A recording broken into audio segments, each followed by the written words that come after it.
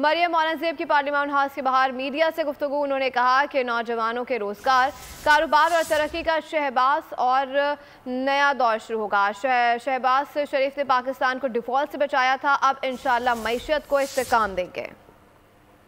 वज़ीर-ए-आज़म शहबाज शरीफ साहब इलेक्ट होने जा रहे हैं। ये पाकिस्तान के लिए, अवाम के लिए बहुत बड़ी खुशखबरी है। जिस तरक्की का सफ़र 2018 में रुका था वो दोबारा से शुरू होगा। नौजवान को रोटी मिलेगी, रोज़गार मिलेगा, कारोबार मिलेगा। शहबाज शरीफ साहब ने मुल्क को डिफ़ॉल्ट से बचाया था।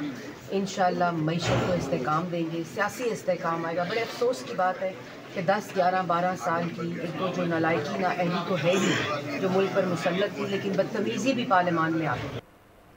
मरियम औरंगजेब ने क्या कहा वो आपने सुना। शहबाज शरीफ पाकिस्तान के लिए खुशखबरी है। 4 साल जिस बेरहमी से मुल्क तमाम शोरों को बर्बाद किया गया, उनकी बहाली और तामीर नौ का अमल शुरू होगा।